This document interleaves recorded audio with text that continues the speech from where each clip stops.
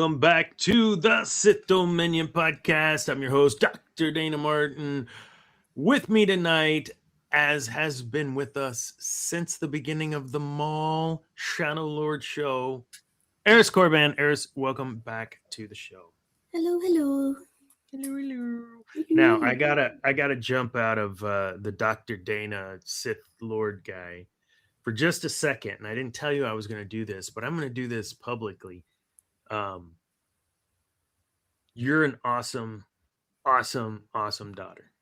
And I just need to make sure, if there was ever any doubt, that you knew that, and that to interwebs forever, I've said it. All right, we're good. Okay. Maul Shadow Lord. What a amazing amazing show we've gotten so far, and I can't wait for us to talk through episode 5 and 6. We'll touch on it right now though. Because we got to have the show later, right? Like, we talk all the nonsense at first. So, but I got to know 5 and 6, kind of one mini arc, right? Like, a lot of stuff kind of got wrapped up and moved forward. I like how they're doing this, and the cliffhangers are perfect in these 1 hour packages. So I'm going to ask you, instead of the previous shows where we said this episode, that episode, this package of episodes, 1 to 10, 10 being best. God, I gotta give it a 9 again. Like, Yeah. it's a high 9 because I was so mad when it ended. The other two, I was like, oh, this is a nice place to stop. This is a nice place to finish these two. And it's like, no, turn the camera around. I want to see who that is. I need to know. It's becoming more frustrating. I can't. It's still too early to say peak, or is it? They're getting better as they go.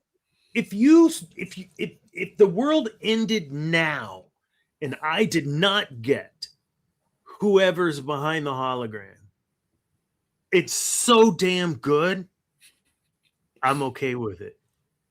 And yes, we'll talk about who it is, and we talked about who we think it is actually before they had the hologram in the last show. Before the interweb started putting two and two together, those 2 episodes. The day after, we were like, oh, did you hear that? That's like Imperial. Is that Vader? And yeah, we're all for it too. Definitely 9.4. That's the highest one I'm given so far. It's getting better as it goes. I'm really happy with how it's going because it is getting better as it goes. Yes, and there's a scene, okay, and I'll own up to it later, but yeah, there's a scene when it started. I was like, here we go. It's the bullshit. Here we go, Disney messing up my Star Wars. No. It's good. And we'll talk about that later too. I had, through all this, when you immerse yourself in something, it takes over your dreams, right? Like in a very real sense. For example, there was a time in my life where I was really all about tornadoes. Like, I loved tornadoes, to the point that I would wake up in the middle of the night in a sweat because I'm dreaming of tornadoes and it's dangerous. But so obsessed that everything that you're doing, it becomes a part of you. That's what Maul has become. Yes, Dr. Dana, you already got the jerseys, the hats, the whatevers. I know you got a plushie probably sitting up on your bed frame somewhere. Maybe. Who knows? It's Darth Maul. He's badass. Have Darth Maul watch over you while you sleep. I had a nightmare about Darth Maul. Ooh. I shared this with Paris today, and I believe she now may have Oh God, no! You showed this to me today. Oh God, it's awful. to say I ran across this meme and I had seen it before. This is an old one, but a goodie. This one, Qui-Gon fishing. Credit, shout out to you for reposting this or whatever. No. Hell yeah, we're giving this a like. No. I'll be having this in my nightmare. Okay, therapist Smooth Maul isn't real. He can't hurt you. And here comes Smooth Maul. Oh God. It's so bad. That nightmares, folks. That is just as bad as Quispy. Like, no. oh, ridiculous. All right, enough of that. Man, I tell you, that. Why didn't I close the window though? Because that's still staring at me. That's all on you. That's all on you, and it's how do you in your close house it? How do you now. go back? It's in your house. All right. Make sure that's muted. All right, Smooth Maul. No. Yeah. I think what I like to do in the beginning of the shows now is just kind of go through a couple of these news articles or memes like we've been doing and just enjoy some vibing, because Cam, it seems like when you're here, that's all you want to do, but I try to keep us on schedule. And when you're not here, it's all I want to do. It's just vibe. Way to throw him under the bus. Shout out to our producer for making a couple of suggestions for the new layout. We still have the let's see, what do we call this?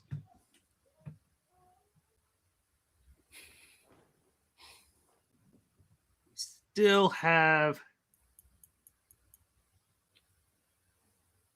what? Oh, all the stuff. It's just in different places. I've got the ticker up top and the logo at the bottom, and I'm all excited because I feel like even though I'm old, I'm figuring stuff out a year and a half later. You got this. Because I got it set up and I never touched it again. But this is refreshing. New, all red letters, whatever. Little Maul, Shadow Lord. I'll kick that off. What? No hat tonight because I had the hair done because I was in a conference today with John Maxwell. It was pretty awesome. Yeah, stuff I do on the side. It's awesome. Anyways, there was my two that I brought to the table. Did you bring any joy to the table? I have another one. I've got it's not a meme. It's what I was telling you about before, where watching stuff and then comes on the feed and it's other people talking about Maul, and it was episode 3, and it's the force push from Devin, and I've got it pulled up, and I've had to slow it down to 0.25 times the speed. I didn't mess around with it to figure out how to cue it, so I'm just going to share my screen. At the bottom, it says share. Yeah. You'll click that button with your left mouse button. I have a touch screen, so I don't know what you're talking about. Too much tech. Roll it back. Too much tech. Oh, here, let me theater mode so y'all don't have to worry about seeing my recommended, because as we learned from After Dark, my recommended feed is so weird. Andrew as well. Like, let's not. Oh, Andre Whaley. We almost had found an Andre Whaley in the wild. I got to do this. So, to this dude, Andrew D. Whaley, PhD, y'all go find him on LinkedIn and give him a follow. He's president at Men's Leadership Community. I'll probably be reaching out to him as well. There you go. But that I was so close to it being an organic suggestion that Andre Whaley is a real person out there and not just our mysterious co-host that pops in now and then whenever he chooses us over Jesus. That should never happen. You're not supposed to choose over Jesus. There is no choice over All Jesus. right. I think I've got it figured out. Did I do that? Oh, I do. Oh my god. Yeah. Here, let me make it. Ooh. Ooh. So do you have captions turned on? I do not, but this does not require captions. Okay. Also, if you hover, do you have the full screen mode? No. Not that. On your YouTubes. Oh. Yeah. Here we go. Okay. Okay. So pay attention over on this side of the screen where you see the lightsabers are right now. That's where you won't pay attention. It's going to go slow, and I will try to pause it. So she force pushes. Oh, no, I missed it. Frames. It's so hard to pause at the right spot. There. See that? What is that? Why is he glitched? Nothing. What is that? That's motion blur. No, but it doesn't happen in any of the other fights. You see, like, it's even happening to her. Do you see it? Yes. Her saber. I watched and slowed down the other fights, and it did not happen in any of the other fights. Oh my goodness! I think we're going crazy. Nah, come on, nah. It bothered me because I was like, wait a minute, because I watched 5 and 6 today, quite literally like 2 hours before stream. And we watched and we paid attention, and there was no motion blur like that. The green and red motion blur did not occur anywhere. Well, and it doesn't occur anywhere else in their fight, just right there. Just why? So you think there's something to that? What do you think that is? I don't know, but it's weird that, as I was talking about it with you before stream, they are doing things very intentionally, as we have seen with even the subtitles having intentions. So why is it that weird blur glitch looking effect where it was red then green then the actual thing, and then nowhere else in any of the fight sequences have I seen the same motion blur at all, including in that fight sequence? That is the only time it happens. Okay, so for everything that is in this show intentionally, if that is done intentionally, I would not be surprised. If it's not, I would not be surprised. I think it's a coin toss. A what? It's a coin toss on whether it was done intentionally or not. It's weird, because I was so honed in on one of the very specific fight scenes that we see later on. I think it's in chapter 6, because I was looking for it, because it's the same atmosphere, same colors. Wasn't there. Didn't happen. Dang. Why? All right. Well. All right. Here we go.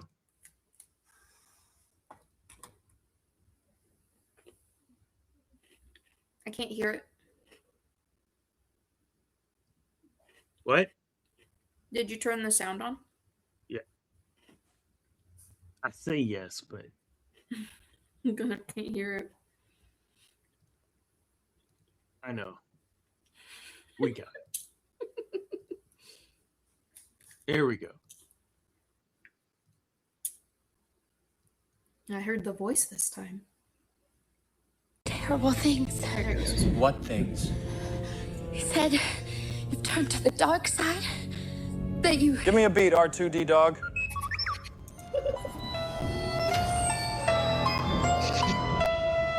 I will lose you like my mother. The pain still haunts me. A tragedy, tragedy, pure agony. Obi-Wan is trying to turn you against me. I'm stronger than the Jedi, don't you see? The Force flows through me, pure energy. And the... Why is it so low? I gotta get me an R2D2 DJ. Oh. Because Cam, can we agree? So much clankering.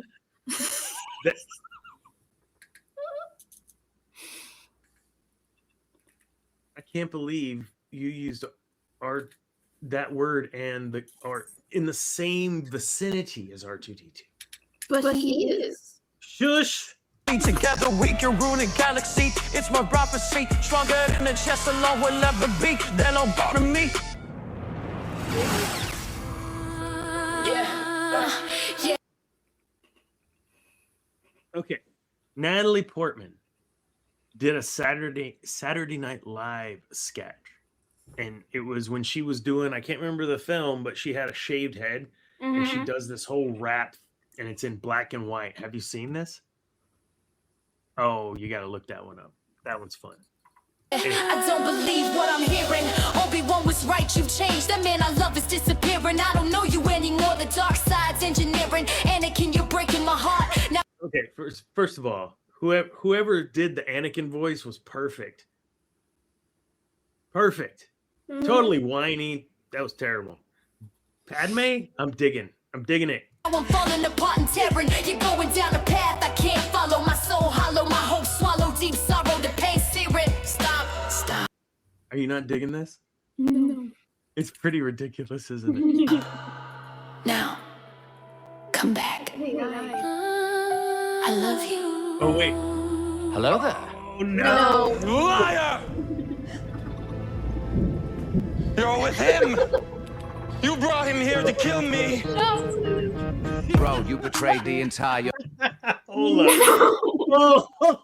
Hold up, man. Obi-Wan with the glasses. Everyone's I can't saying with bro this, man. is not my 2026 bingo card. Oh. Order up the Jedi way. Every youngling you slaughtered. You fell faster to the dark side. The mace out the window. Now you choke the one. Hold up. The what? You fell faster to the dark side Then Mace out the window. than Mace out the window. Eris, how can you not be entertained? This is internet clanker slop gold right here. This is you why fell Ram costs faster so than much. Mace out the window. This is why Ram costs so much. The window. Now you choke the one you love. You sick psycho. Let it go. You turned her against me. Your anger and your lust for power have already done that. You have allowed this dark lord to twist your mind, you dumb rat. Now you have become the very thing you swore to combat. Even Yoda said, evil as shit Anakin is. No. Okay, now at that point, I was like, okay, there's hope. There's hope for this one yet. No. Because that was good. You will not take her from me! Anakin, my allegiance is to the Republic, to democracy. You turned your prophecy into hypocrisy. Only a Sith feels in atrocity and... Yes! Again. Can I get some R2D2? animosity? I will do what I must to chop off your legs, you monstrosity. You will try.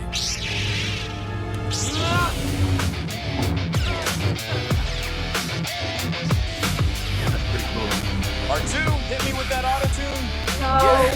Born on Tatooine, no father. Biology broke. My midichlorian count off the charts. Force on overdose. Left my mind behind. Jedi said attachment's a sin. 9 years old, still stronger than most of you then. They turned a kid into a weapon, sent straight to the siege. I carried the Clone Wars. The council watching me bleed. Still denied the rank of master after everything I achieved. So they pulled up a chair, said sit down. Take a seat. That's outrageous. Yeah. What about the droid attack on the Wookiees? I should have known the Jedi were plotting to take over. Anakin, Chancellor Palpatine. Is he evil?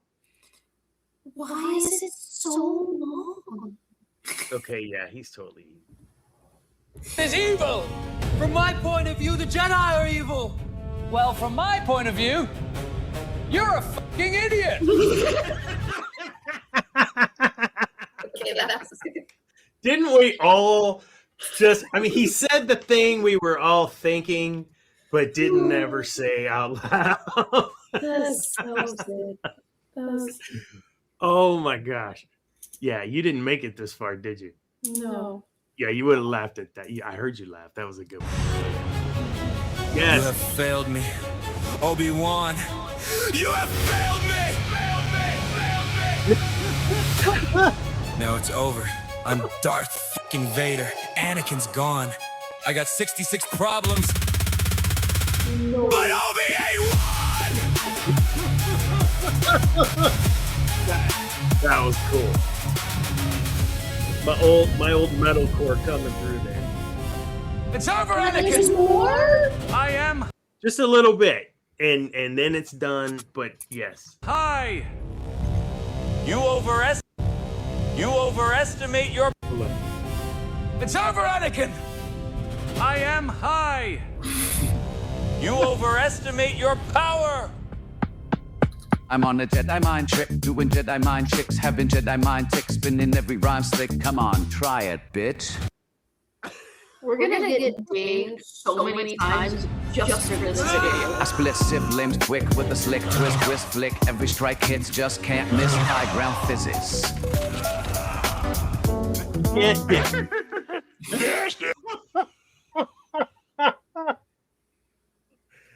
Come.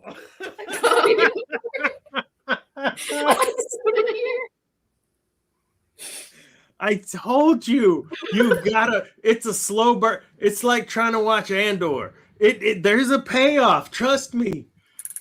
Oh my god. Dude. So random. Yes. It was said you destroy the Sith, Your prophecy. but instead, you traitor, just switched. Sith wannabe. Well, the brother I loved burned alive. Third degree. The chosen. I just with Yoda on the backing box there. Yeah. One, now crispy, deep fried. No. KFC.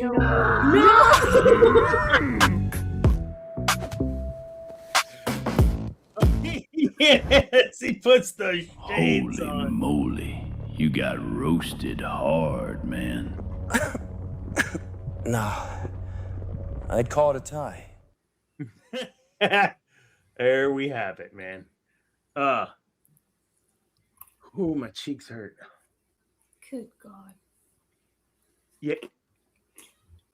Now, clearly, I have no life because I sat through the entire thing to get to the payoff the first time. I would have turned Years. it off like first couple seconds the moment my got pulled. It's like, nope, I'm gone. Bye. Like it had, whatever review. I'm like, how? This is terrible. It's got to get better. And I'm going to have our lore master clip a few things from that to add to the soundboard. Oh my gosh. Awesome. What did I not do? I did not pull up any news from the week. Let me see what's going on in Star Wars news. This is what happens when I am super busy all day. All day. You had a whole week to plan the show. It's not like you didn't know what the show was going to be about. So let's see here. We have a news report that was put up 2 days ago. Let me scroll, please. New Star Wars series on Disney Plus has a perfect 100% score on Rotten Tomatoes still. That's this show. Yes. Yes. And number one trending on Disney Plus in the United States, has taken the top 10 every day since its premiere April 6th. The first hit episode took just 7 days for it to reach 4.1 million views. Let's see here.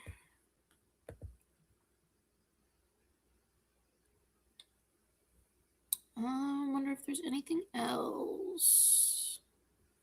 Trying to actually look at news and not spoilers. It's all good. If we don't have nothing, we'll just jump right in. Let's jump pulling up the Star Wars net news. What they got? Oh, here it is. I don't want to learn about Mandalorian and Grogu. Go away.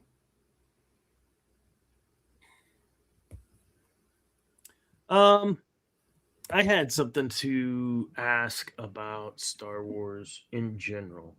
So we have this series, and this will kind of segue us into talking about Maul, but we have this series right now that really is exciting the fan base, generating a lot of positive discussion online.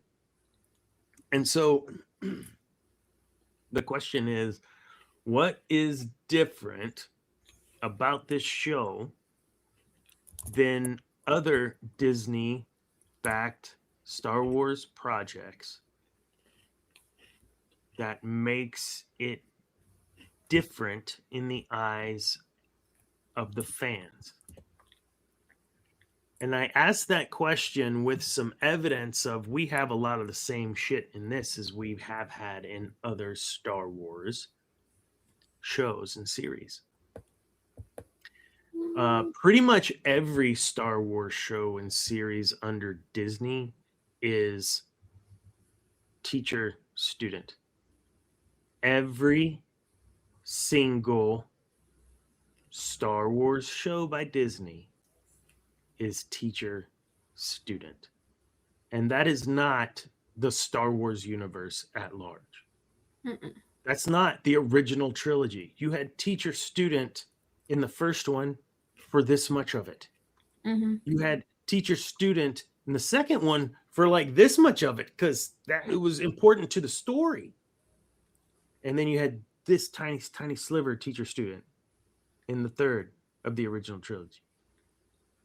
Now, the teacher-student relationship was important to the prequels because we had to understand who Anakin was. Makes sense.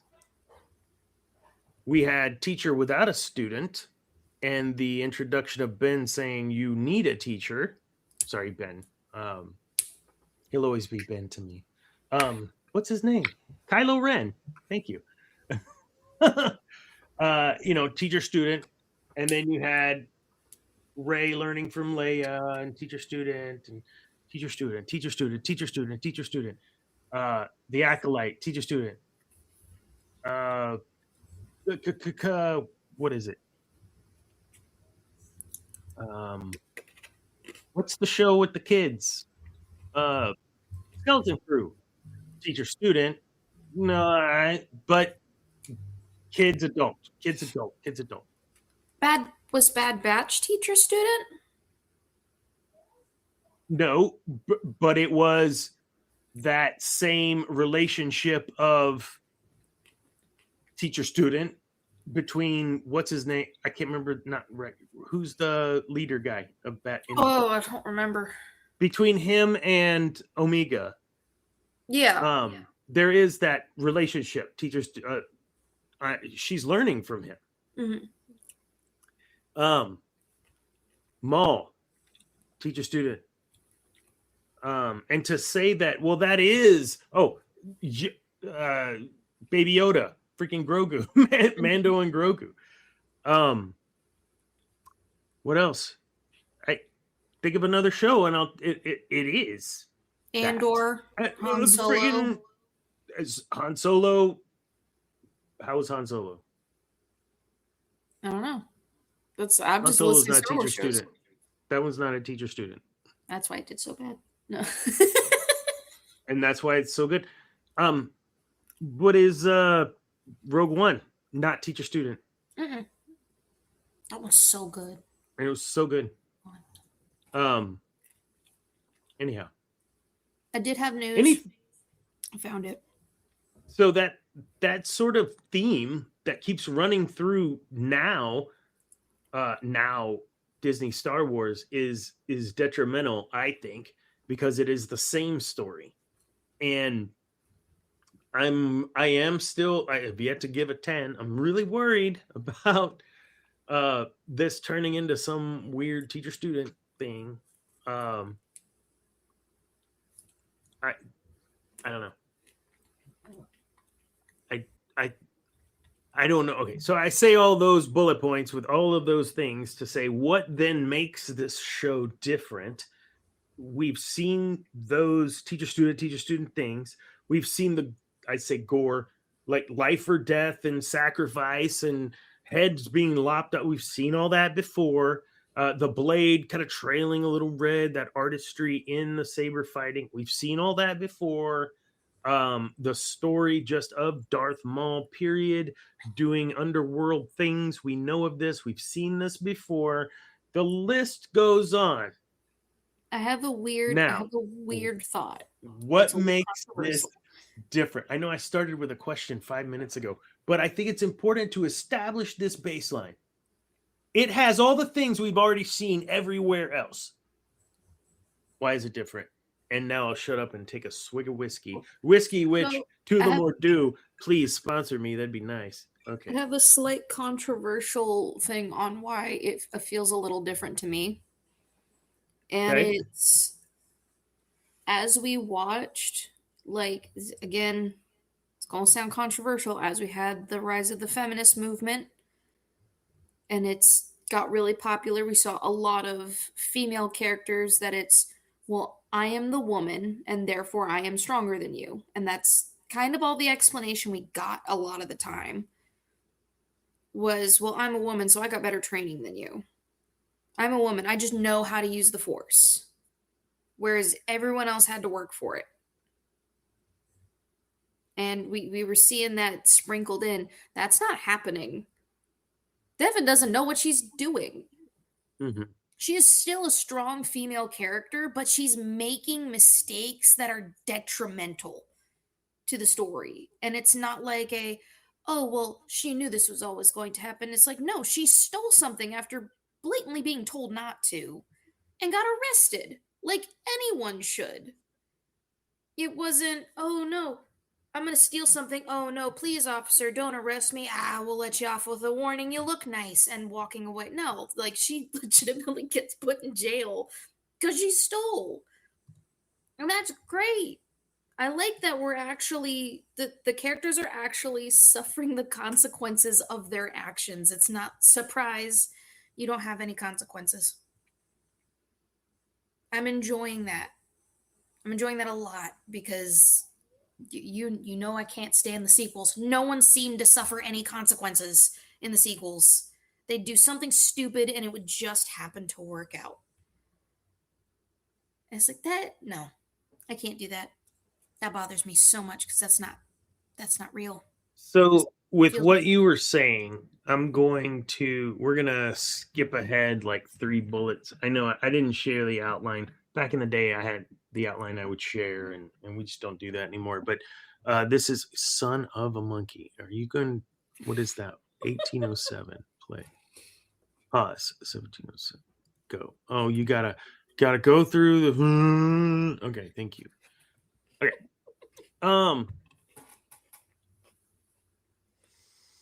There was a scene in episode 6 that we've seen before. I'm going to throw this out there. This is in the list of, we've seen this before. And not even with Star Wars, anywhere we've seen this before. The underground railway system train fight. Mm-hmm. Train fight on top of the cargo train. Have you ever seen a movie do this? Yes. Westerns are pretty all the time. What was that? Westerns, a lot of old TV westerns. Let's fight on the top of the train. Yeah. Come here, you swindler. Yeah. But we've seen this. So when they roll up to the kind of subway area, whatever, I'm like, oh no. They're not gonna jump and have a saber fight between Merrick and her on this train. We've seen this. Here we go. You're doing stuff that's tried and true, that everybody loves, cliche, trope. Yeah, that's not what we got. That's not what we got. It felt so different, and it was very nice to watch. We will pause for a moment because Debbie, yes, Debbie, I had asked who was going to be on the show tonight, and Debbie had said that she may not be on again, and it concerned me. So I reached out to Debbie and asked her, are we good? And she said, yeah. I said, well, I guess we'll see you. She said, yeah. I just can't do 2+ shows. And I'm like, yeah, it makes sense, right? She's on a couple of different shows. And I said, well, that doesn't mean you'll never not be on our show. And she's like, as long as they're not like 2 hours long. I'm like, what do you? Oh, our shows are now 2 hours long. And so I'm having a little pause between clips because Debbie goes behind our show all the time and cleans up any copyright issues so we can keep them going. Thank you, Debbie. And yes, we miss you. We will do a show at 1.5 hours, I promise. And I'll guarantee it just to get you back on. All right. We're going to watch some bits of this. What Maul is doing, and I'm going to say this now halfway through the series. Yes, we've seen everything that Maul is doing, but we've never seen it done like Maul is doing it. And it's being done better. From an animation standpoint, when I look at these characters, each character, the way they're drawn is even more so like its own individual art piece that moves within a backdrop, which is its own individual piece of art. And if you've had experience watching Clone Wars and some of the newer animation, Disney animation, yes, it's like this. This is different. And we talked about it on the first show. Something really different, the first show about Maul. About this animation, something different it's just different. And it's engaging. And so what's different? I will say that part of it is, one, this Marok that we're seeing is not the same Marok, let's be clear, that we see in Ahsoka. Okay? Ahsoka Marok dies, right? Or something. Because when he gets cut, yes, the green mist comes out. So Darth Mirian witchy magic, who knows? Probably, because we know of what's her name? Elsbeth's involvement with Thrawn and Balin and Darth Mirian at screen. Yes. Shin. There we go. The other one.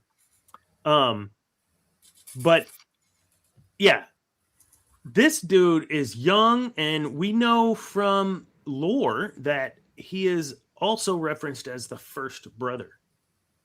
I didn't know if you knew that. Lore Master's not here. I had to do some extra homework. So Marok is the first brother of the Inquisitors. Comes in and starts his badass saber fight with Devin. Now, here's where it starts to get. This isn't the same as what I assume. So fast and so aggressive. It's not pretty. Okay. Also, this is to your point earlier. Where's Where's the fear in Devin?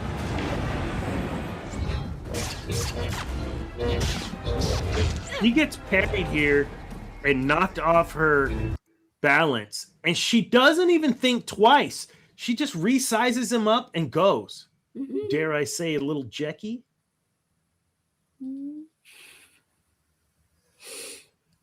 But where's the fear? She's so angry. You think the anger Look at her overshadows her fear? She's pissed. She's got great teeth and mirror eyes. It's like ruining everything.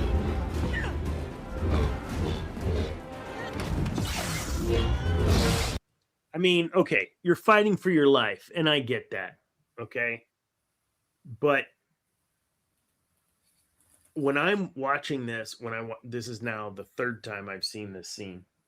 I'm not seeing someone. Look, you can see her face there. She's angry. Well, she's also strategic. She sees the opening. Never mind the fact that animators literally have this choreograph. Like it's not. This ain't your daddy's Saturday morning cartoons, man. This is otherworldly. Get it? It's Star Wars. It's in another world. Look at her. Okay, retreat, gather. Like, you think she's not scared. All right, now we all know why he's there.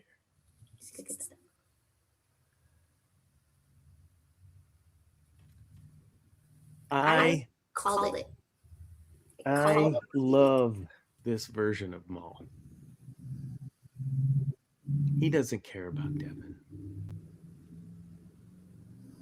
He cares how he can use Devin. He needs an apprentice because he's Maul, and that is something he has to have.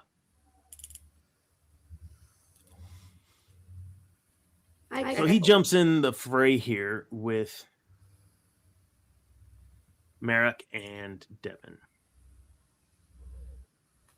What did you think when you first saw him there? I 100% was going. I stood up out of my seat. The kids were watching. And I'm just like, I called it. He was gonna be there. It was gonna be something with the sun and the Empire. Because I said that was gonna happen in the last show, and that's how Devin and Maul ended up fighting together, like you saw in the trailer. Was it had to do with loss of the sun? Yep. And it did. Yeah, man. I'm gonna mute this and see if that helps some. But yeah, this right here. Okay, he's blinking and he's focusing and as much as I loved Transformers First Gen and thought it was just outside of anything I'd ever seen before, I get that same feeling watching this. And I've watched cartoons. I'm 50 years old. I've watched cartoons my whole life. This isn't cartoons, folks. This is something else, man. I mean, how smooth is this? And how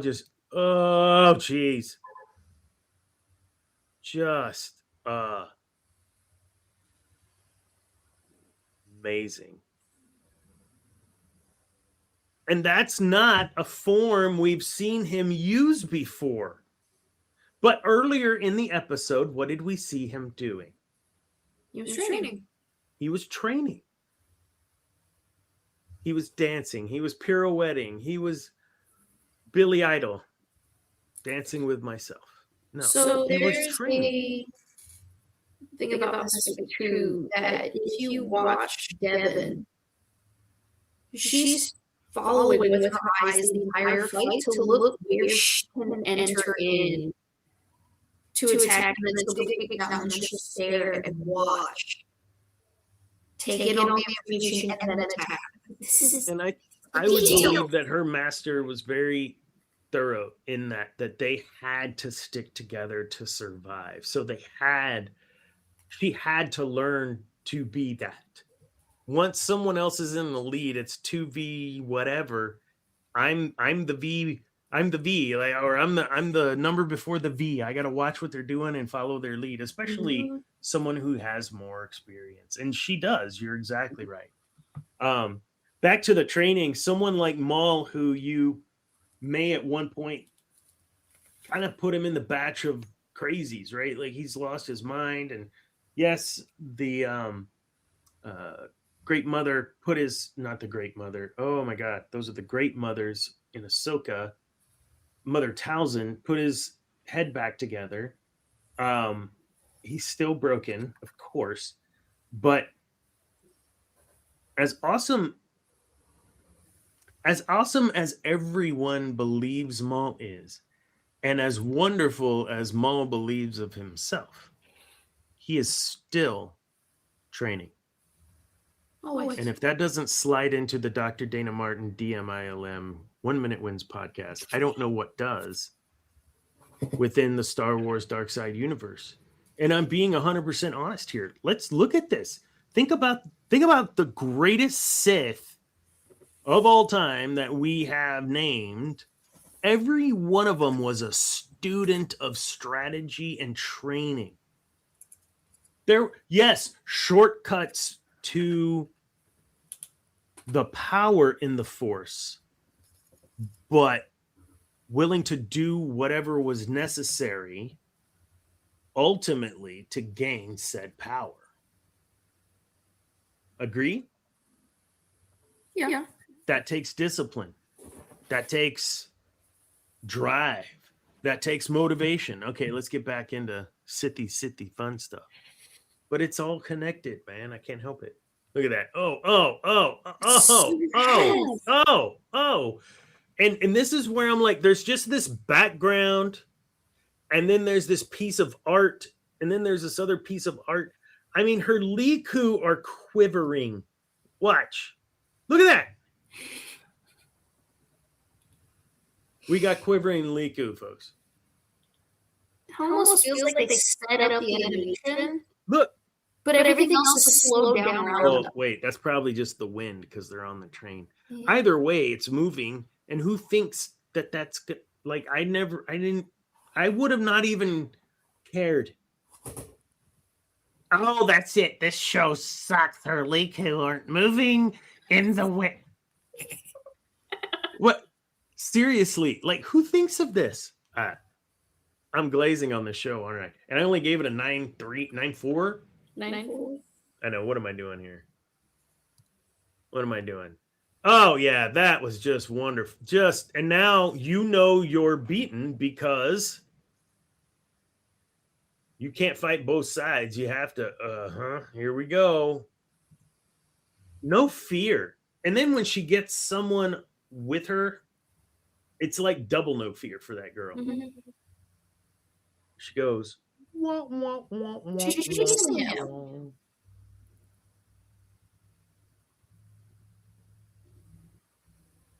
Yeah, this good stuff, man. Oh, yeah, I'm the OG Double B. That's right. I love that. Wait. I love how Maul. Look at those steps. Look at this. Can you hear the sound? No, like the sound it's making. Yeah, when Marok's trying to be all cool, Maul's like, "Oh, please!" Chuckles and then yells. Yeah, exactly. And then his lightsaber screams. Yeah, man.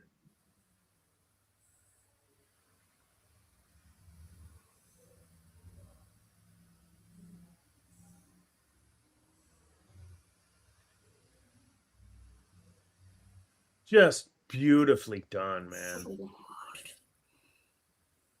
And then this part where she realizes, oh yeah, right here. Yep. And then she takes, yes. He looks so bored. Is it really? He looks disappointed. Yeah. So that's the other part, right? Like totally keeping with the Devon theme here. I mean, she Maul's reputation precedes him. She knows who he is, and yet stood right there, right up to him. Mm-hmm. I mean, she has no fear. None. Why?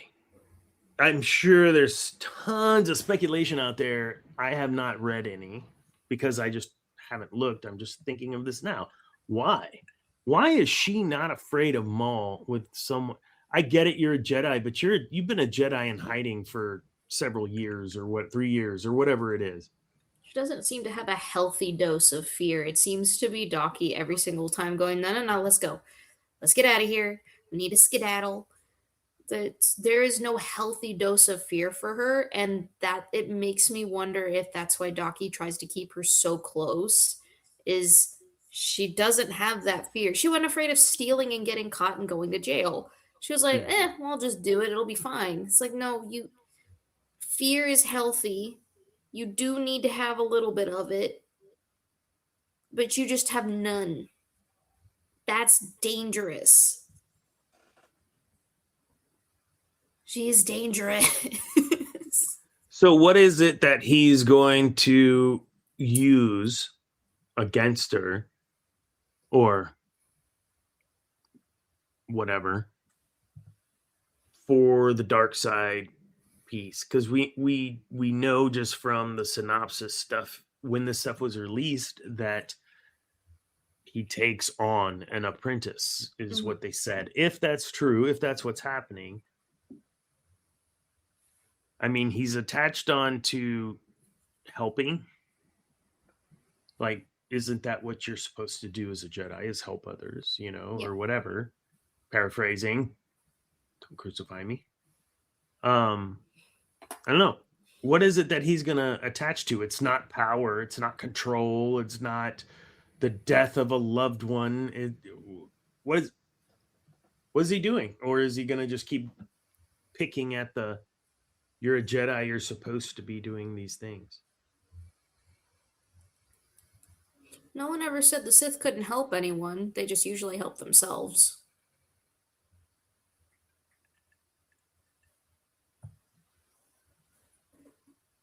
What did Anakin say? I have brought peace and justice and security to my new empire. So everything starts out as, I would say, at least a wholesome beginning of the journey. Starts with good intentions and then just ends poorly. Absolutely.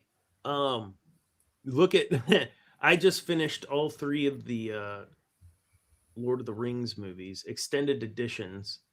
That last one is 4 hours. I think I talked about it on the last show. That's a very long movie. But it's good. But oh my God, what a mess. And a lot they had to endure. And this is this is just the beginning of her journey, so she thinks.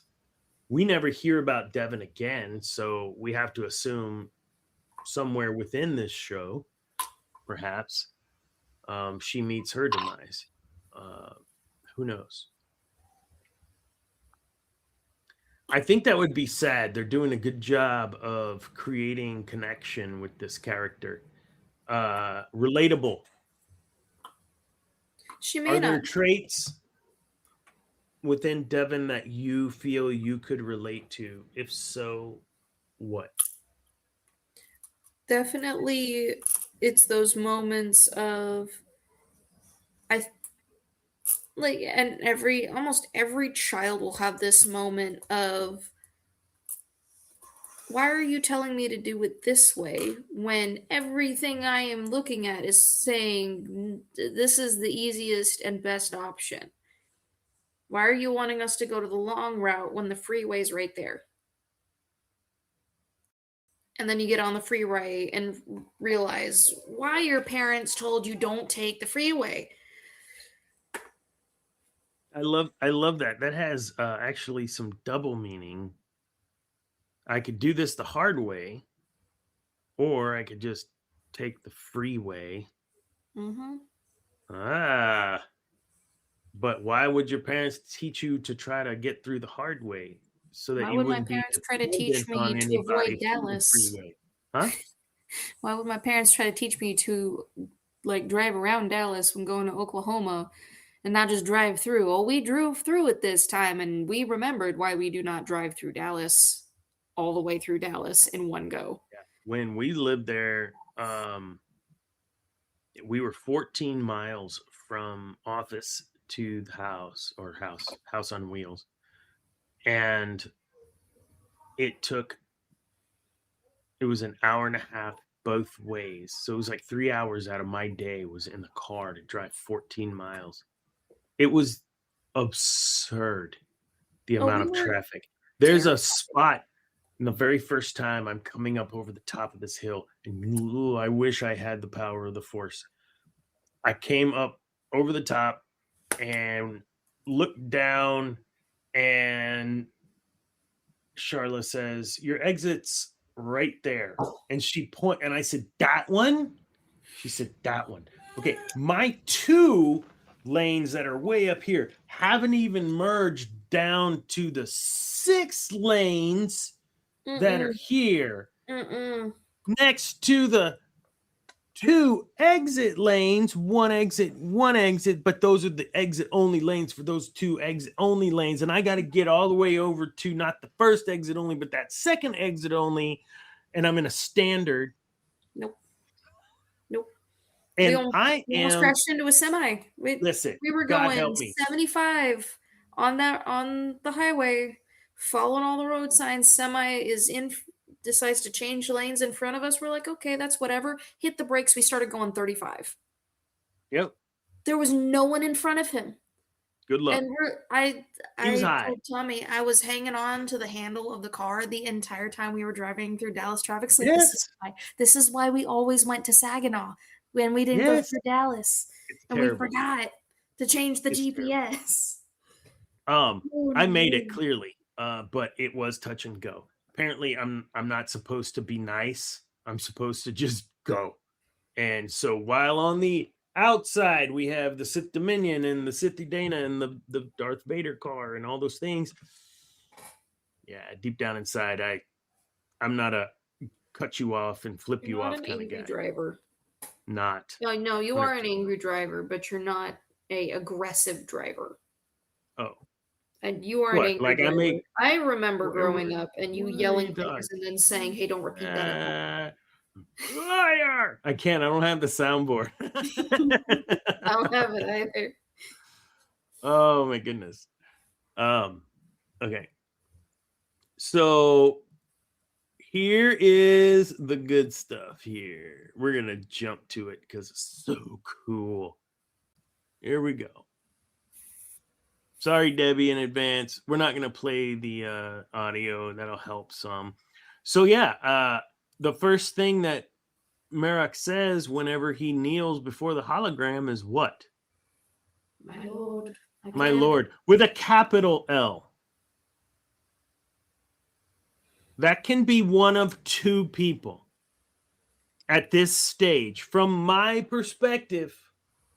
And I'll give you 3 guesses on who those 2 people are. Eris, what is guess number 1? Darth Vader. What is guess number 2? Lord Sidious. Lord Sidious. That's what they call him. So, it's got to be one or the other. Now, a lot of talk in the last 24 hours in the blogospheres and the fandoms about it's got to be Darth Vader. They're going to give us the fight we've been waiting for this Tuesday night. It's like, guys. Let's take a step back. Let's take a step back, because if you know about the Inquisitor history, Darth Vader was in charge of the Inquisitors. However, comma, who created the Inquisitors? Lord Sidious. I'm just thinking Lord back. Sidious created the Inquisitors for Darth Vader to use, but as a direct challenge to Darth Vader. So, from my perspective, knowing that lore, I have to think it really is a 50-50 on who this is, unless they're true to the comic, by which Marok would be answering to Lord Sidious in this scene. Well, and when we see the Inquisitors in other variations of the different shows, none of them call Vader Lord. They just say None of Vader. them. They just say Vader. It's like Tarkin and the officers that call him Lord Vader. Yes, my lord. But none of the other Force users do. Because that's not his title. His He's title not is Darth Lord. Vader or Vader. His Yeah. title is Darth, it's not Lord. Darth Maybe- Vader, Dark Lord of the Sith. That's his title. Darth Vader, Dr. Dana Charles Martin Jr., Dark Lord of the Sith. EDD, MBA, PMP, BHP. I wish I had taken this episode when we started doing that. Right? No, I'm just saying, like, I'm trying to give it the most honest review and thought in, let's see where this goes, but let's have all the information, right? It's going to be And Lord all the Sidious. information says this very well could be just Darth Sidious. He is, as I said in the very beginning of the show, that we would come back to it. I said he's known also as the first brother. So if that's the first brother, and Vader in the comic was introduced to the Inquisitors via the batch of Inquisitors, unless I'm wrong, and chat call me out, which if you've ever watched this show, chat has no problem calling me out. Neither do Eris or Lore Master for that matter. I have enough info on the Inquisitors. That's all.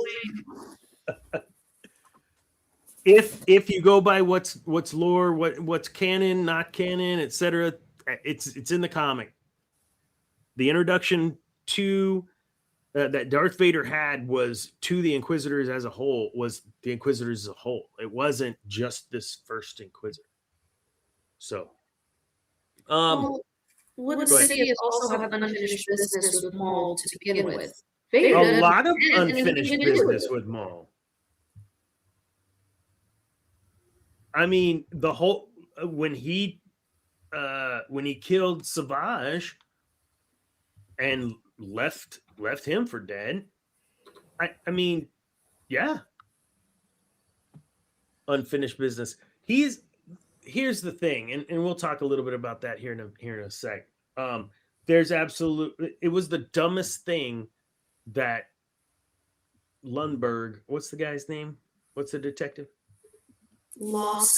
Lawson, to not bring in the Empire straight away. Lundberg. Yeah, if you know Office Space, that's Lundberg. Sorry. Lawson. What? I'm doing my best, man. I'm on like 4 hours sleep. Listen. Yeah. Anyways, we don't know who he's talking to officially. Dana believes it's Papa Palpy. I'd love it if it was Darth Vader, but I believe it's probably Palpatine. I'm thinking he is reporting back. This is where I tell you the animation is like artwork in front of an artwork still that's moving. If you put that in your head, watch how this piece that is Marok moves against the background, and just trust me and just indulge me here. All of it.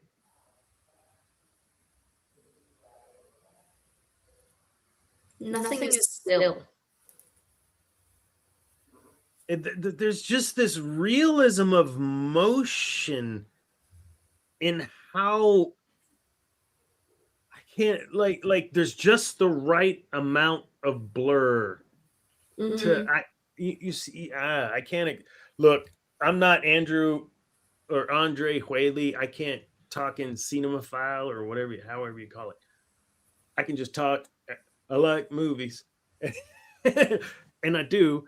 And when I see that, that's how I can articulate it. It's like a piece of art moving on another piece of art, but it's something with the blur, something. It It's just lifelike. looks it almost looks three-dimensional, like you're in it. It's weird. It's an animated movie that has set design. You get your various levels. It's like when you're seeing the newer platformer games where you have your front image and you see, and it almost looks like the background of the game goes further and further and further. I've seen a bunch of those. There was a remake of a Castlevania game, something like that. So all that stuff with the lens, but you look through, and all that stuff is all military, man.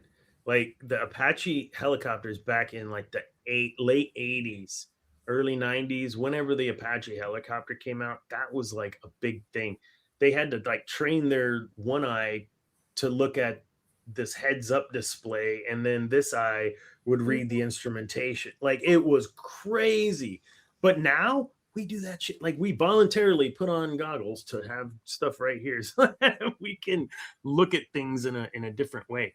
I just think it's incredible. I think it is what you said, the kind of three-dimensional look to this animation is it's beyond anything I've seen with Disney so far, and it's beautiful. Kudos, Disney, LucasArts, Lucasfilm. Sorry, LucasArts.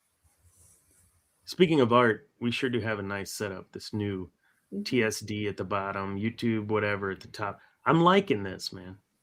It looks nice. Looks very. Do you cool. have your snake? Oh my gosh.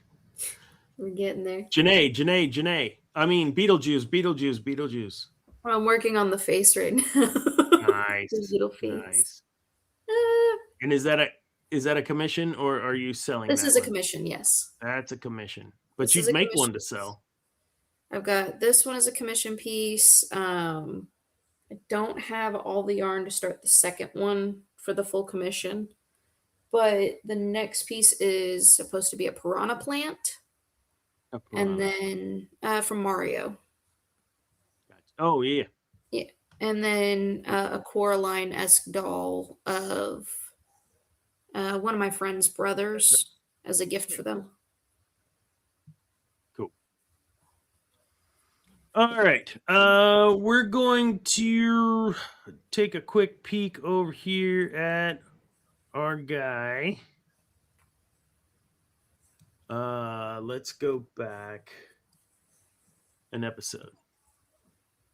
There's a nice little wrinkle happening here with the family.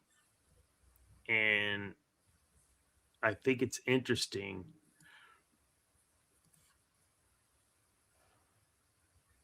This family dynamic we have with Lawson and Riley. Here we go.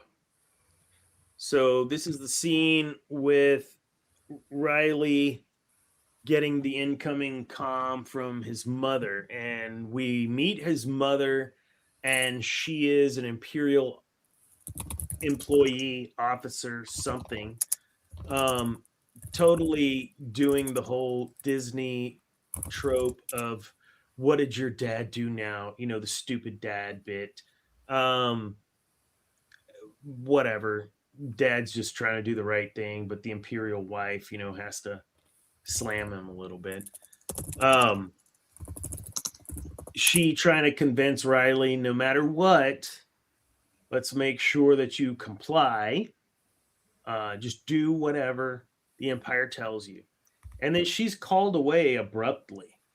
Of course, we have probably some speculation on why that may have occurred.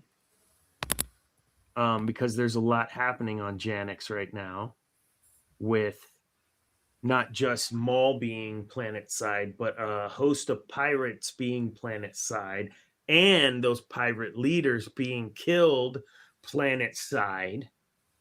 Now the Empire's there planet side. Talk to me about what's happening in that kid's mind. Take the kid's perspective. I just gave you that adult perspective.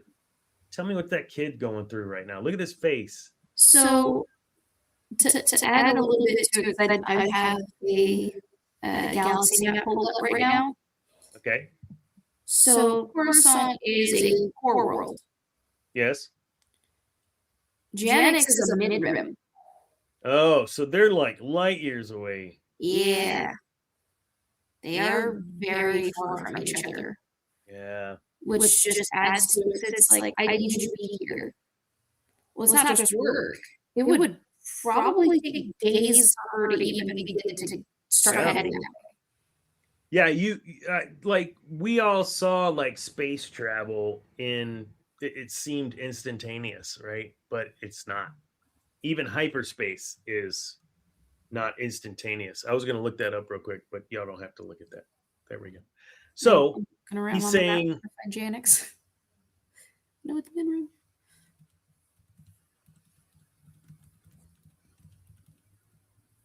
Can't find it. It might not be on this map, but it is in the mid-rim.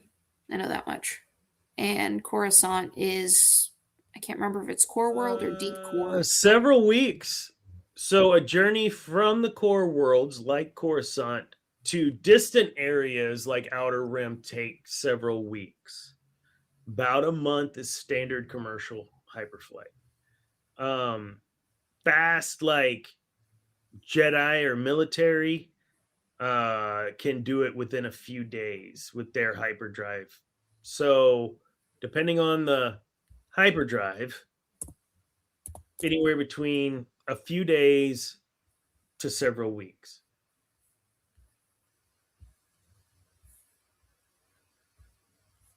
No, there's no way what you're saying is when you add the distance, I mean, it's it feels hopeless. Does it? When you is add it the further that you move, the more hopeless maybe it feels? Yeah, I can say, like, even as an adult, just living in Oklahoma versus y'all are in Texas, is sometimes 6-hour drive, sometimes it's a 9-hour drive. It used to be earlier that when certain relatives lived farther away, like, it was a 12-hour drive to see some people. So it really feels impossible sometimes. Like, I can't just see y'all whenever I want to. Yeah. And that's currently. So when something drastic happens over here, I can't just quick run down, like, I need to talk to someone, I need advice. We have to figure out what time I can even call, which is what he's going through right now. He doesn't even know when she can get a hold of him or vice versa. And at the moment it's hey, there's a problem. Well, I can't just drop everything and leave because I have responsibilities I have to take care of first. And that's, even as an adult right now, it's the same thing of, if something was to happen to me in this moment right now, you can't just get in your car and leave. There are things you have to do first. And you can see that. You can see that on his face, right? I think is part of this. Where was that? It's that disappointment that she can't be there right away. And he needs her. But that 100% happens.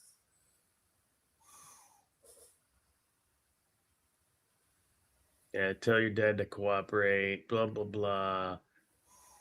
And then she gets called away. And then right here, I have to go back to work. Everything's going to be fine. Just trust me. And he's just like, yeah, okay, Ma. Yeah, I mean, and you talk about isolation. His dad's, as far as he knows, is still in jail, right? or being interrogated. Interrogated, but he's being interrogated by the Empire. Is it Thursday yet? He is being interrogated by the Empire, yes. And his mother is a part of the Empire.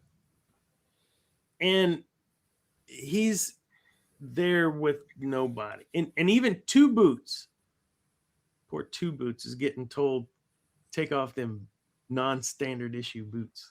Two Boots is like, I want to help you, but I can't. It would be best for you to go home. So he doesn't have anybody. Which makes this the harboring of the Jedi that much worse. It's like, oh, it would be worse if you were harboring Jedi. Like, that would be the worst thing you'd be doing besides not giving us information about Maul. Goes home and hides the son harboring Jedi in their house. Yeah. But I can see why the son would do that. Because he just doesn't want to be alone.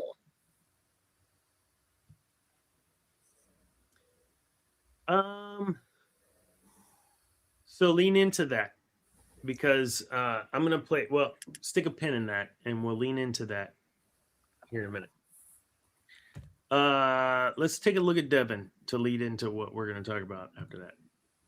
So they're talking about what they're doing, and, you know, we need to lay low. This is episode 5.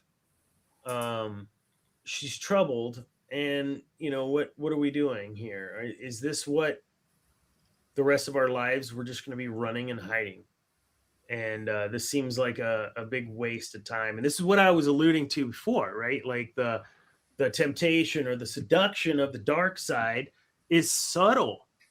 Maul already senses she has these feelings and is playing and voicing those same concerns to her, so that now she's even challenging her master even more than she did before, because in her mind she now has a cadre. Like, she has now a group of folks, just Maul, that kind of starting to see things the same. Yeah, I do have these abilities. Yeah, see? I should be using them. Yeah. What do you think? Am I right? Am I stupid? Am I on to something somehow? Sometimes all it takes for you to start doing something is hearing that somebody else thinks you're right, even if you have a voice the opinion. Mm. So if you're thinking, you know, staying up late, I probably shouldn't do it, but then your wife says, you know what, I'm going to stay up a little bit. Your brain automatically goes, oh, there's my excuse, I'm going to stay up with you. Even though I already was saying I probably shouldn't be doing it. You're doing it, so it's just fine if I join you. So I think we can lean into that for a sec, because what I know that this is a show, and there's a lot of stuff that's spoken in a show that normally is not, so that the audience has the opportunity to understand what's happening inside the mind of the character. Great, wonderful, whatever. Point is, when we watch a scene like this, what's happening with Devin is she has only had this conversation with, okay, yes, I'm a Christian. I don't really believe in the duality of man. I do believe that we are inherently human, and so prone to error. I think I could say it that way. But what we're seeing with Devin is a conversation with what we see in the cartoons, the little devil on the left shoulder. She had the conversation about what it means to be a Jedi with the little devil on the shoulder. She had a conversation about what it means to have these powers with the little devil on the left shoulder, what it means to have purpose and what that purpose would mean for her as fulfilling what her destiny should be as a Jedi, devil on the left shoulder. Well, kudos, Devin, for working this out in her mind that maybe she should have this conversation with the angel on the right shoulder, too. When I see what's happening with Devin, that's what I'm seeing. That she is getting the old. Remember what I said at the very beginning of this show? Everything that's been done, everything that's in the show has been done before, but it's being done differently. We're seeing the little cartoon devil and angel on the shoulders. We're seeing Maul as the little devil and Daki as the little angel. And as she's vocalizing these things, she's manifesting these things out loud and able to process them to make her decision on how she should move forward. I love this, man. When I say it's done differently in a good way, this is what I'm talking about. So she goes through and they start talking about, we don't stand a chance. I mean, she's got some language now that she's using that is Maulistic, very Maul type language. Stormtroopers, of course, come and try to bust up the party around them, so they sneak off. But the point that I needed to make in that bit was we've seen it before, but we're seeing it done differently, and we're seeing it done masterfully. Okay, you're muted. Now, I said a lot, and I know you had a little something going on, but that's fine. I think you got the gist of what I'm saying. Am I wrong? Is this what we're seeing? That's what it looks like. It's nice. I'm enjoying following. You like the devil on the shoulder, the devil or the angel on the shoulder? I like how they're doing it with this one because it reminds me of Anakin talking with Palpatine and talking with Kenobi, where he's relaying the same thoughts to both of them here and there, but he gets such conflicting opinions from both of them, where one says, no, just trust in the Force, it'll be fine. And the other one goes, well, the Force can only do so much for you, buddy, Let me tell you a story. Our brother Cam is traveling, not able to make it tonight. I'm gonna bring this up anyways because I would hate to think that Cameron would not have brought it up were he not on this show tonight. I have a little concern. What's the name of this show? Maul Shadow Lord. What have we spent half the time talking about? Devin.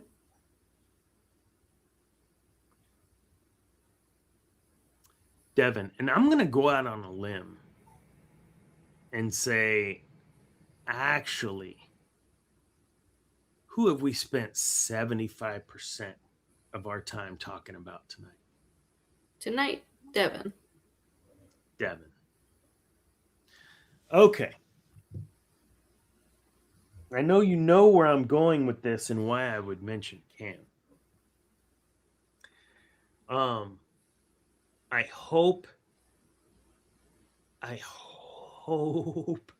this is not what they're trying to do. Yes, we're going to call it Maul Shadow Lord. We're going to rope you in. This is going to be super awesome. And by midway through, we're pulling the bait and switch again. And it's no longer really about Maul. It's about this little girl who's struggling. Yeah. So help me. I can't do another Disney Star Wars show like that. I can't do another one like that. I have nothing. If you take 2 seconds and just scan our material, you will see that Dana is one of the biggest proponents of some of the most incredible characters in Star Wars being female characters. I got no problem with it. I got a problem with you going, this is a Maul show, and then switching it around on us. Okay, I'll shut up because I love that you're here to provide the other side of that coin, and maybe I'm over exaggerating and I'm old and I'm get off my lawn and that guy, and it still feels, while we do talk a lot about Devin, I would say the reason we focus a lot on Devin is because she is a new character. We know Maul. We don't need to describe him. We've already described him so many times. We've gone over his character, his development as a character so many times that he was in these last 2, I would argue, more than we saw him in the previous 2 episodes. But we didn't need to talk about him as much because he's doing everything that we've seen before. He's doing everything we've seen him do before and have already established what he's doing in the last 4 episodes. Devin is the only thing that is changing consistently, and that's why we're focusing on it. We just watch Maul do a badass battle. We know he can do it. We have no idea if Devin is capable. And so we're focusing on Devin because this is a brand new character. This is a brand new perspective. We haven't seen her before. We don't know what she's capable, what she can do. So while we're watching Maul tear at this Inquisitor, we know he can do it. We know he can. She's already fought Maul once, which he was toying with. I hate that. I hate the toying word. Look, if I can get on a soapbox, which I do every show 18 times, it's my show. Who cares? I don't like the word toying with. When you're a Sith, yes, you will toy for pleasure, whatever. But for the most part, you're driven. Your passion leads you. It's the freaking code. He's testing her. So what he's doing is evaluating her. He's not toying with her. He's evaluating her. I had listened to a few shows. I escalate my voice. When I lean in, I be quiet. And whenever I'm back, I'm shouting. But it's because I have a stationary microphone and I listened to some shows and I was just like, and another thing, like yelling into like, let's not do that. So it looks like I'm on a boat. I'm not. Although, could we do a Sith Dominion show from a boat? You can. I will not be joining you. You know, I don't do water. That's all right. We are a Sithy show. Let's talk Sithy stuff. Somebody needs some tussin.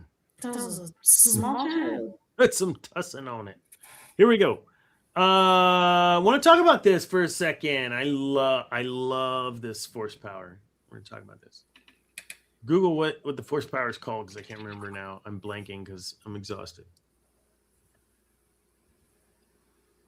So Marok is now surveying the area in the docks where the fight took place, and he's touching the score marks from the lightsabers and the blaster bolts, and he's hearing echoes of what occurred during that skirmish.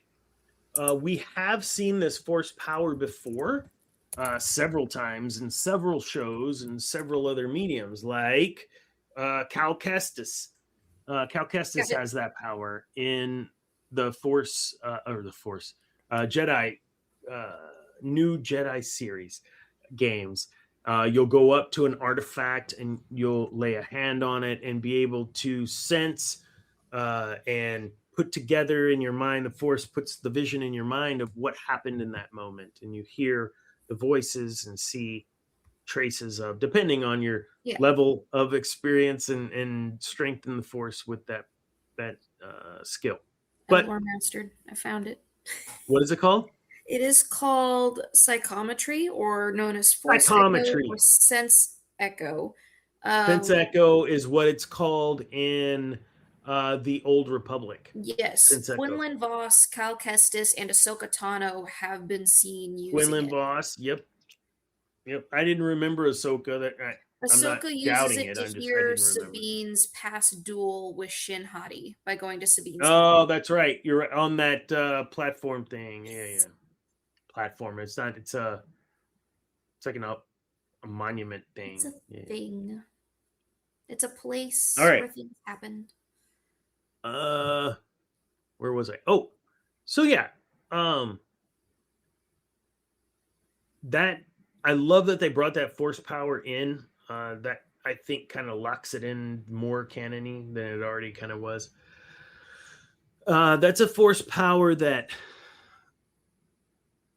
there's, I would say, earthly counterpart to that psychic kind of touch and know the story power that, if you believe in that sort of thing, exists. And so I love that tie-in, that's a real thing that they've used several times now. But what I also like about it is it shows Merrick's a detective too. Let's not blow past the fact that Inquisitors were not just most of them, if not all of them. I know not all of them. Most of them were Jedi. Okay, so they're already proficient at XYZ, right? What made them awesome was some of them were better trackers than others, and some of them were better at putting 1 and 2 together. But all in all, they were detectives. They had to seek out, put the puzzle together, find the Jedi, and trap them.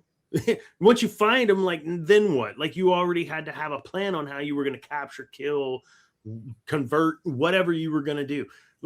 This was not just some mod squad, right? They just went out and just obliterated Jedi. These Jedi are smart. They're just not out in the open shopping for apples, as Dana was trying to get Obi-Wan to be a carpenter in town or something. That'd be stupid, because you'd be found out, and then the Inquisitors would be right there. See, I told you I was getting on a soapbox about all this.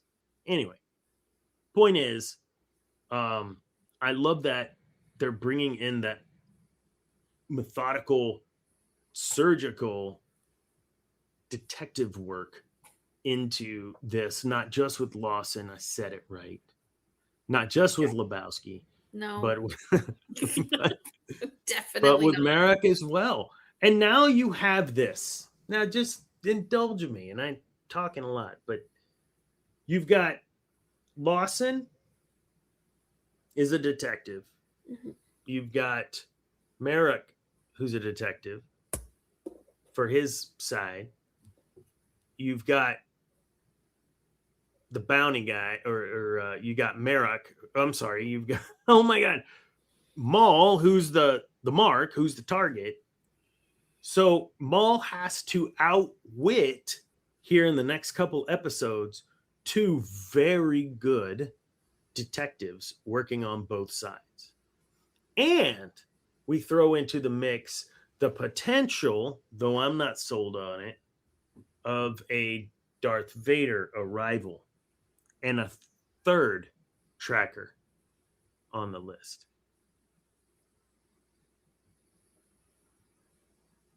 I don't know how Maul survives that. We know he does,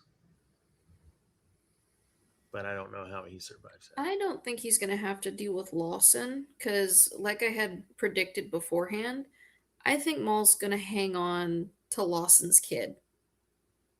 Because now Lawson is a big target. Maul's going to know Lawson is a big target for the Empire. So why not get on Lawson's quote-unquote good side and offered, like, I'll protect your kid. And then once we get rid of the Empire, you do what I want you to do, because now you owe me twice over. Have they said how long this series is going to be? Is there going to be a second season? I thought it was only 10 episodes for this season.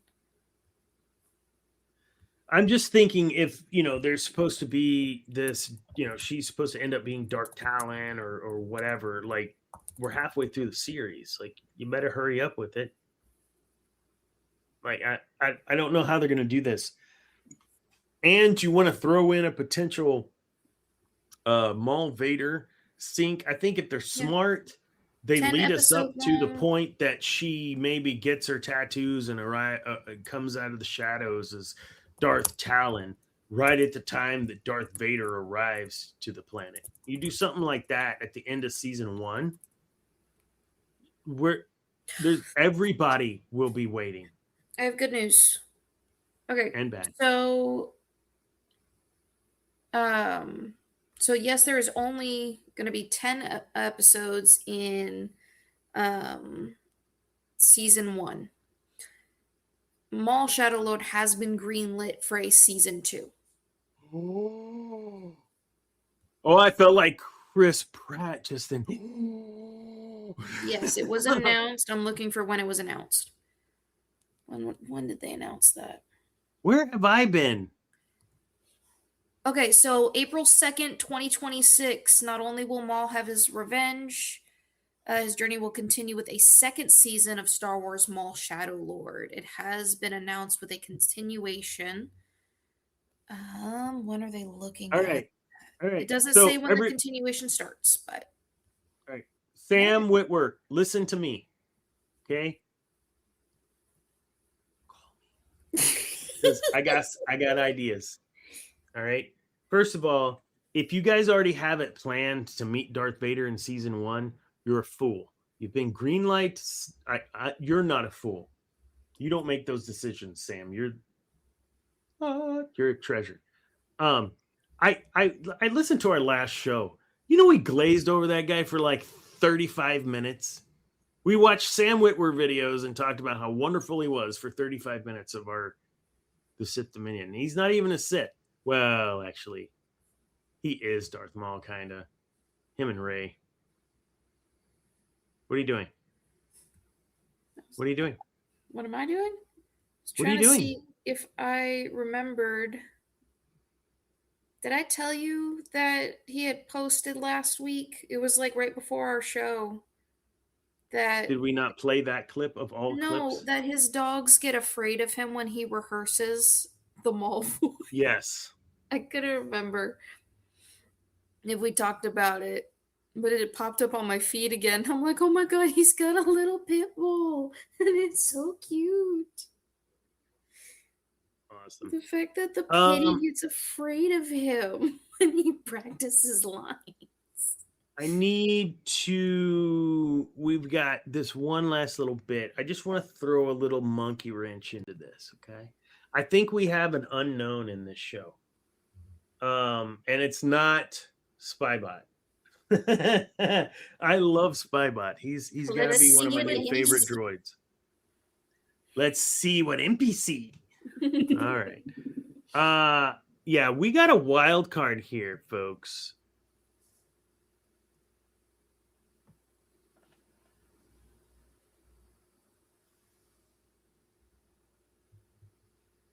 So right now there's some security video that was sent over to Rook. Rook sees it, comes in, Maul's getting his... Look at that. It's like a piece of art moving. Did you see those smoke lines coming off? Look at this. Oh, shit. And she comes and she tells Maul, who's getting his leg worked on, Icarus. I love that name. That's awesome. She comes to tell him, look, the imps spotted the chick and they didn't make it out of the city for the lockdown. But at this point, we know, no, they didn't make it out of the city, but they're in hiding. Later on, Marok shows up. That's when they all escape. And they end up at the train because the boy and her, she was to guard him and take him away. The boy, Riley. In this, at the end of this episode, we have Captain getting let go, blah blah blah. But my thing here is we have Rook, and there's a couple of scenes here with Rook where, not that I'm doubting her loyalty to Maul, I'm kind of doubting her intentions. I think she sees Devon as a threat to her spot in the pecking order. Oh yeah. Well, and did you see I don't know where it is? I know it's Rook, and she's talking, and the other two Mandalorian soldiers that are with her, they're like, well, the Empire is getting involved. We should just bail. And one of them's like, shoot, as long as the credits are high enough, I don't care.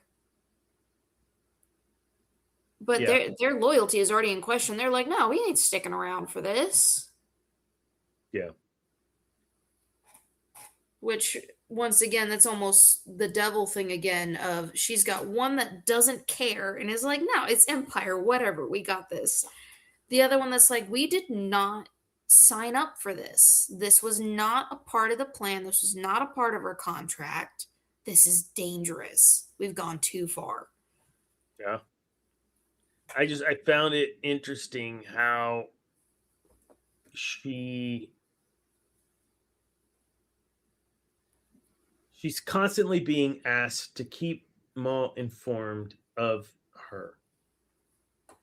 And then you have to think, I don't want to read too much into it, but maybe he's doing that on purpose to create some resiliency in Rook, to test her to see if she'll stick by his side. Hey, there's a potential replacement in the pecking order for you. What are you going to do? Or did you just say that? You didn't just say that. Yeah, I don't think you just said that. I don't think it did. Yeah. I have mom brain. I don't know what I had for But breakfast. it's Tuesday. Feels like a Thursday. I don't think I had breakfast this morning. I think I may be remembering yesterday's breakfast. So one of the things we do not get in this series that we did get at one point was a future, like, stay tuned for our next episode. Just a quick flat run through on the next episode of Ahsoka. I don't know. Like, there's no preview. Like, we got nothing. We got no idea what's going to happen till Monday. It's nice. It reminds me of Clone Wars. Because from what I remember of the Clone Wars TV show, you didn't get that preview of what happens next. It was...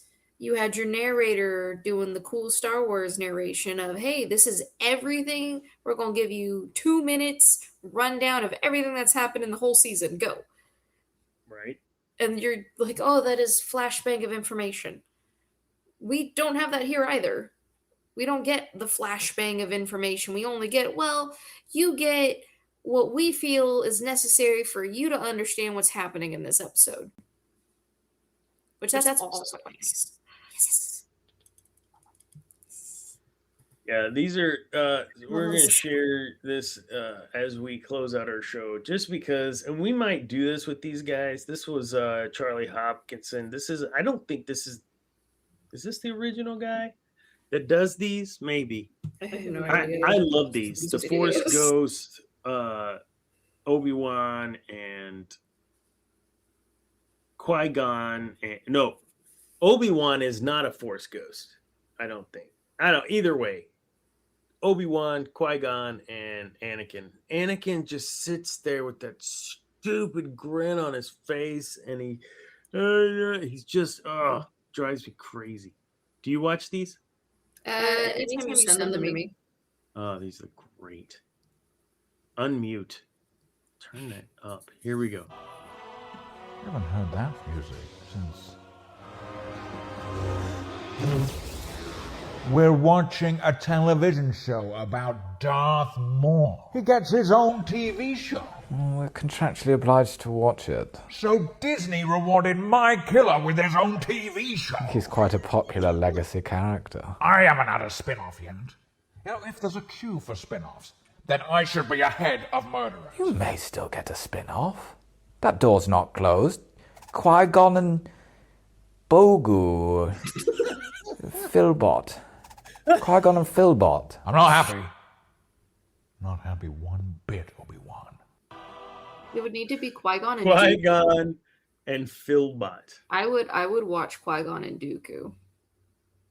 I would watch Qui-Gon and Dooku, where you have 70% philosophy discussion, 20% we have a mission, 10% laser swords. I would be absolutely fine with that. I think it would be fascinating to because for me, look, what did I say at the beginning of the show about Debbie? It can come back on the show if I don't go an hour or go 2 hours. It's an hour and 48 minutes. We're way over the goal. And it's just you and I. It'd been long. It'd be worse if Cam and Zane and Andre Quayle were here. Oh, for Pete's sake. I'll shut up. We'll save that for another time. Anyways, look. Listen. And I only have so much bandwidth to upload every month. So then it's like, whoa, I gotta when am I gonna upload this show? Oh, we're 2 weeks late for the show. Yeah, because I'm out of bandwidth because I don't get paid for the show. Like, subscribe, do all the stuff and things. Follow TSD, the Sith Dominion podcast. Go check out 1 Minute Wins podcast, Dr. Dana Martin. That's me. On this show, I'm just Dr. Dana. But on that show, I'm Dr. Dana Martin. And yeah, we talk about with the book, 1 Minute Win, Volume 1, that you can get on Amazon right now that looks exactly like this. You can get that book on Amazon. And it's full of 101 1-minute wins. You can't really see it when I do that. With some reflection questions, etc. Goes along with the podcast 1 Minute Wins. You can find that on Spotify, YouTube, all those things as well. Commercial's not quite over. May 17th, go donate your time and money and energy to the Maroon and White Fun Run, 5K Fun Run at Aggie Park here in College Station. DMILM, DM Leadership, me, Dr. Dana Martin, will have a vendor tent set up, and the Lore Master will be manning that tent during the 5K so that I can do the 5K. And then I'll be back and you can meet me and we can talk. And we can talk Star Wars, we can talk leadership, communication, motivation, etc. That's a lot. Speaking of Lore Master is not here tonight because he is at rehearsal. Lore Master has a show Thursday in South Austin, I believe. He has a show in Cleveland, Texas on Friday. I don't have the soundboard he has, so I can't have that like intro music. That song he always does. What a silly goose. Or was I? Yeah. So then Cleveland, Texas, Saturday, and then or Friday, and then Saturday, I think he's in Dripping Springs. So 3 shows, Thursday, Friday, and Saturday. Look up at the top here at this Insta to get all the download where Zane Martin is. He'll be playing with Thomas Babiak, I think all 3 shows. Sorry. Maybe there's another show. I don't know. He's just he's in demand as a drummer. He's pretty good. And I know I'm his pops, but look, I'm a musician. If you sucked, I would have told you. Would you agree? Yeah. Are you even listening? Oh yeah, you were listening. No, I'm listening. I would totally tell you when you sucked. I was thinking about it. I was like, Yeah, I'd tell you. I'd say I do it in a way that was loving, like encourage you to do something else. No, you Totally straight not. up said you sound like you haven't practiced. That's Yeah, well, that was a comment I heard often, but then again, I did not practice. I didn't looks like to be practicing. you. Have a dad that stands on stage playing music and knows what it takes. Practicing So, for marching band. So that's you need to practice. Dad, your it's just tempo high beats. school I don't marching wanna- band. It's not like I'm, having to pay my light bill with my jobs. Not yet, but you don't know. No, I love that you both of you two were very musical. I love it. I love that we could tomorrow just get online, work out an arrangement and a song, record it in a couple days individually, and have like that is not lost on me as a father. Like that is awesome, and I love that you and Zane both choose to spend some Tuesday nights here with me. That's awesome too. But this is not a family show. I mean, it's a family show in a sense, but it's not a family show. It's a city show. It's a minute. Whew. I did have your Twitch up there the whole time for any of your streaming stuff, so you can get some commissions as well. You like her crocheting or her knitting or her whatever her thingies are that she does, all yarn stuff. She has all sorts of, I don't know what that is. She's told me. It's a mimic for D&D. There's mimics. I make little baby spiders. There you go. Hit her up. If you don't know how to get to Eris Korriban, that doesn't say Eris Korriban at the top. That says Zane Martin Music. So you just type Eris Korriban just like you see it on just like you see it on her name. And that's right. If you found Commander Cody on Twitch, that's the profile image. You've come to the right place. Awesome. I know my Twitch looks really barren. I haven't messed with the schedule. Well, you're getting 100 people potentially to see this, so you better. And I gotta sit down and get some paperwork done before I edit that. But All right. Okay. We do have a Discord that is now up top. Join our Discord. We do After Dark. Some nights we don't do After Dark. Some nights we do, and some nights that we do the After Dark for a while. And After Dark is just hanging out. Sometimes we're playing video games. Sometimes we're extending the conversation. And sometimes we get a little crazy and talk about like politics and religion and stuff you're not supposed to. Paramount Plus advertisements with Creed. Yes. But one thing that we do assure is that anyone within our Discord, I don't like using the word "it's a safe space" because you may be offended, but no one's gonna try to take it personally. That's how we handle it.